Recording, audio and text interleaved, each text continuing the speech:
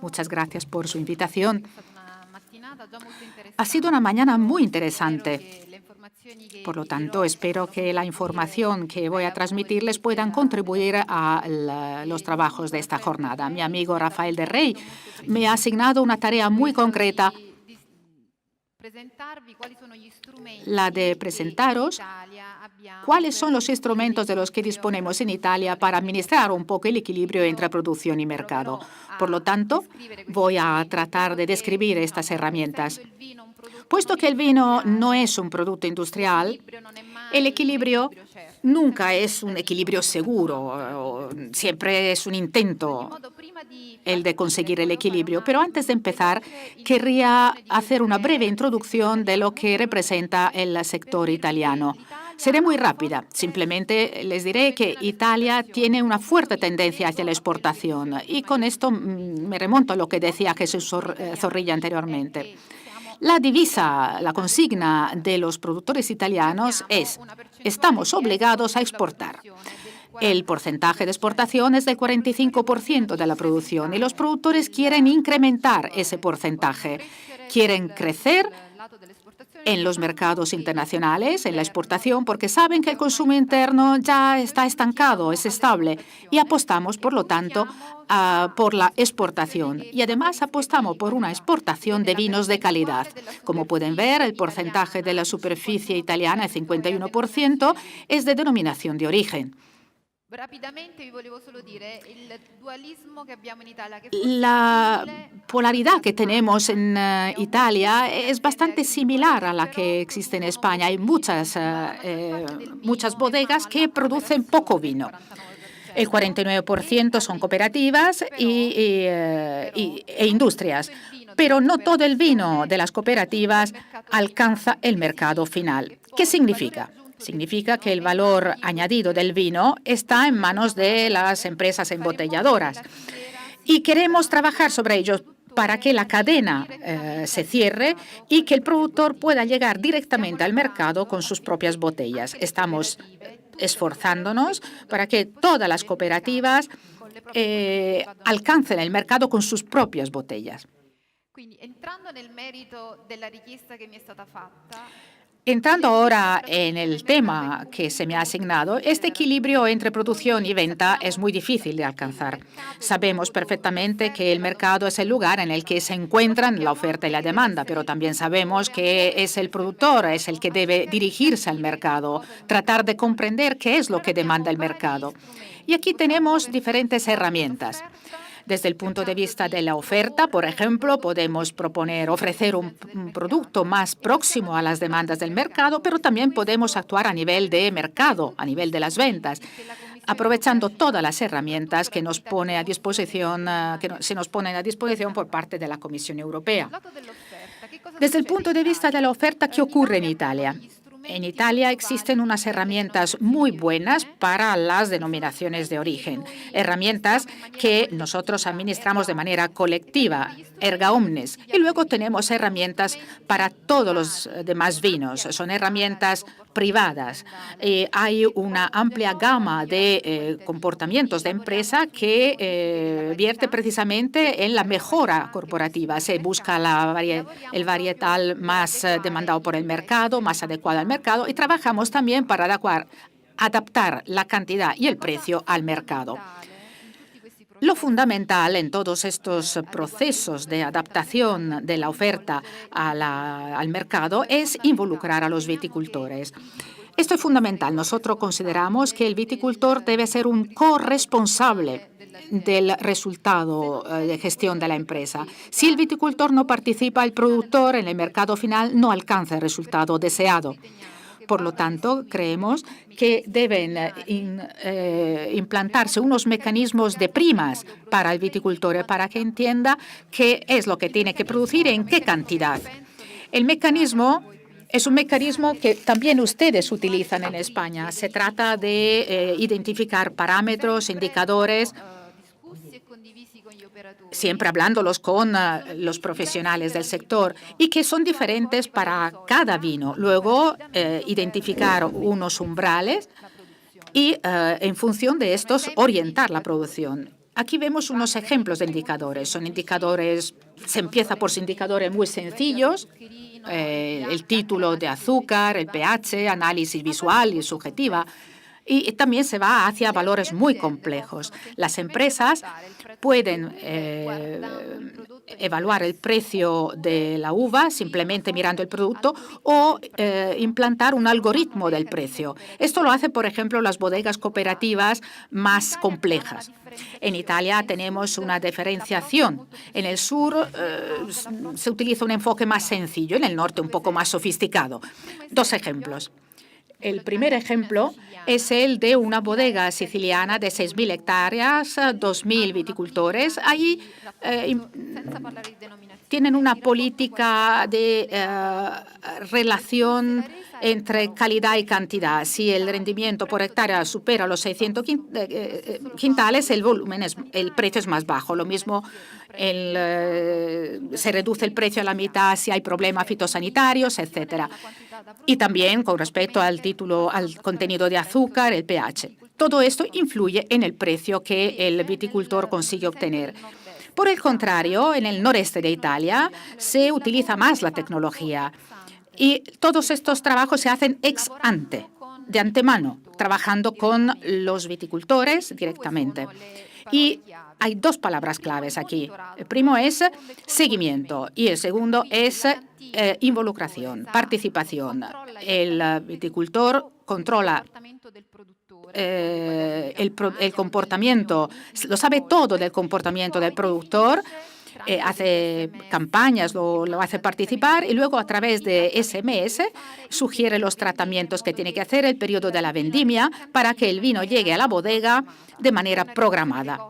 Y una reducción de costes de gestión y de tratamiento, por lo tanto. Y al final, la calidad está confirmada por el producto que llega. Luego, trabajamos también con las medidas europeas y el Plan Nacional de Apoyo. Y se utiliza mucho todo el plan de reconversión y reestructuración. Italia destina cada año 140 millones de euros para la reestructuración y reconversión.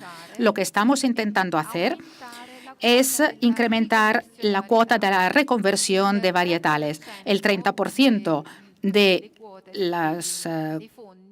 las ayudas de los fondos hoy va a la reconversión de varietales. Tenemos un objetivo, llegar al 35% de utilización que el 30% de nuestros fondos se utilice para esto, precisamente para adaptar la oferta a la demanda del mercado. Luego tenemos la llamada vendimia verde.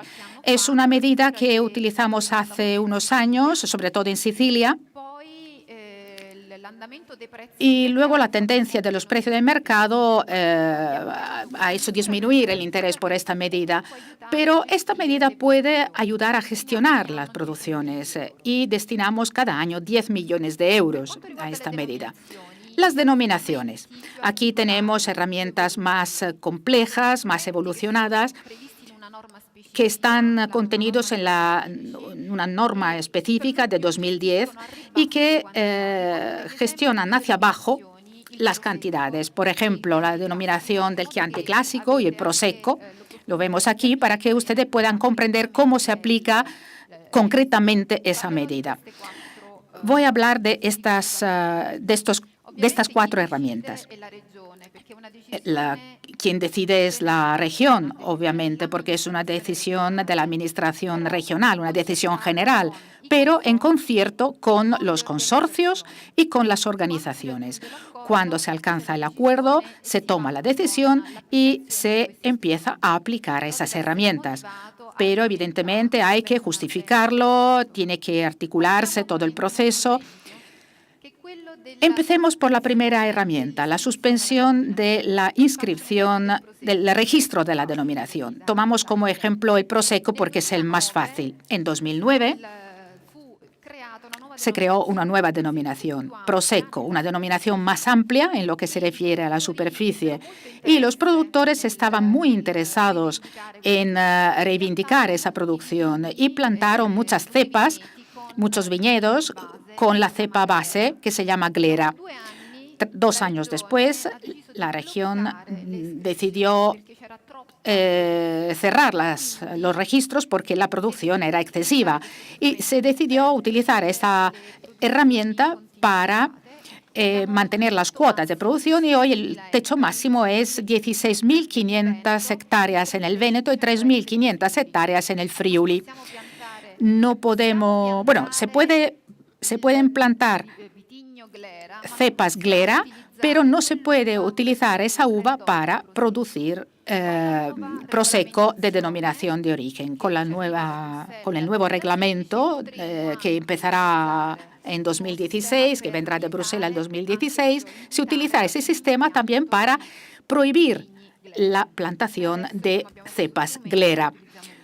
Pero de momento la herramienta que utilizamos es esta. Otra herramienta muy importante es la reducción del rendimiento.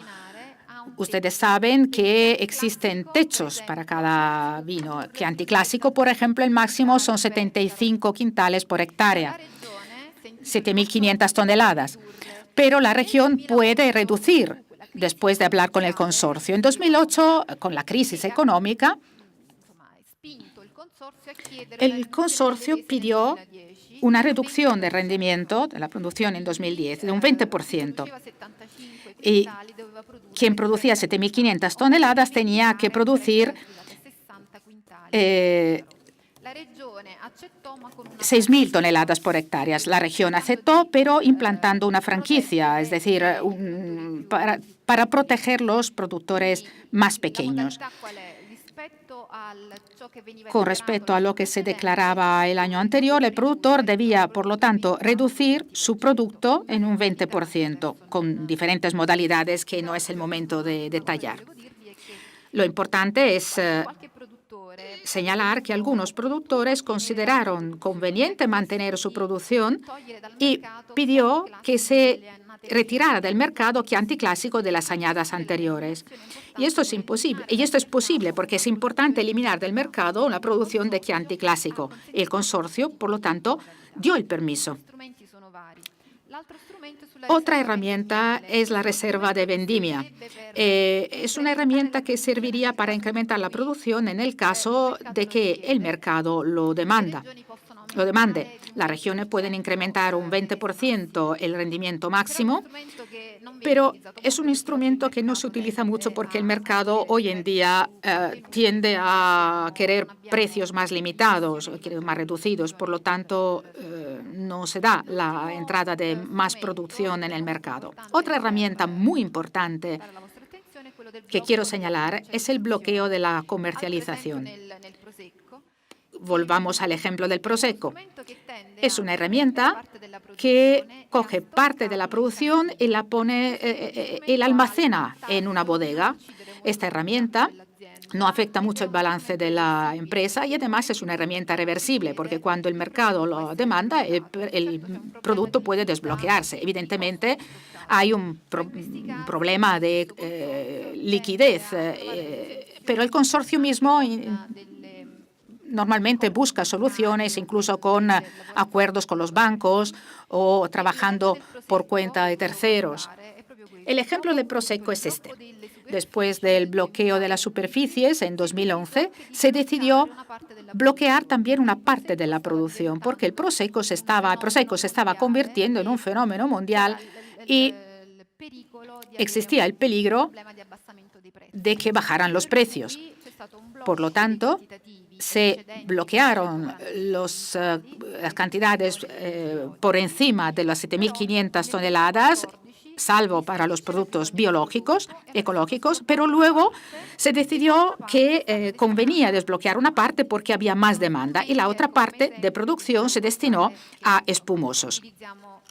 Y este es un ejemplo de cómo utilizamos la herramienta en Italia. Para hablar ahora de la venta, nosotros trabajamos mucho en promoción, para la promoción, porque queremos incrementar ese porcentaje de exportación del 45% que tenemos actualmente. Aprovechamos al máximo las medidas para las ayudas para la promoción y hemos comprendido que hay que diferenciar los productos. El 30% de nuestra exportación va a América del Norte, el 50% a Europa. Nosotros queremos aumentar, incrementar la cuota de América del Sur y Asia y dirigimos las medidas de promoción hacia esos países. También sabemos que tenemos que trabajar a nivel de agregación de los profesionales, de las bodegas. El problema es que vamos a los países terceros, de hecho, el problema es que vamos muy fragmentados a los mercados extranjeros y estamos trabajando para que los profesionales, las bodegas se junten y para realizar campañas promocionales y aprovechar las sinergias. Cada año 100 millones de euros de medida de las ayudas de promoción se utilizan a nivel nacional y el objetivo es diversificar los mercados, pero también hacer que se transmita la idea del producto de calidad. Como decía Jesús, es cierto que el estudio de la competitividad demuestra que esta es una flaqueza de nuestro sistema y tenemos que trabajar para transmitir la idea del producto de calidad en el extranjero. La última medida que me parece importante señalar son las inversiones. Al comienzo no la aprovechábamos mucho porque quizás tampoco conocíamos muy bien todo el potencial que tenía. Hoy 45 millones de euros al año van a las inversiones para mejorar las estructuras de comercialización, porque las empresas deben completar el ciclo y llegar al mercado con la capacidad de comercializarlo. Desarrollamos los canales, puntos de venta directa, etcétera, City Commerce. Esta diapositiva sirve para mostrar los efectos de la producción que empiezan a verse. Ya aumenta la tasa de vinos envasados italianos, embotellados italianos en el extranjero y aumenta la cuota de vinos espumosos. Pero aumenta sobre todo en los países no europeos y estos quizás son los primeros efectos de las medidas que hemos aplicado. El equilibrio finalmente no es un tema fácil, evidentemente. La búsqueda del equilibrio, en cualquier caso, sigue adelante. Pero es importante disponer de herramientas flexibles que puedan utilizarse y, a ser posible, herramientas colectivas, incluso un enfoque interprofesional como el que existe en España, en Italia no existe. Y esto es una herramienta válida. Podría ser un camino para alcanzar este equilibrio. Desde el punto de vista del mercado, es importante conocer exactamente lo que demanda el mercado. Y esto es fundamental para orientar las políticas vitivinícolas. Aprovecho para recordar a Jesús lo que hemos repetido muchas veces en el grupo de diálogo civil y antes también en el grupo de Copa Cogeca. Lo importante es tener un observatorio europeo del vino que nos ayude a buscar este equilibrio entre producción y venta. Muchas gracias. Muchas gracias. Perfecto.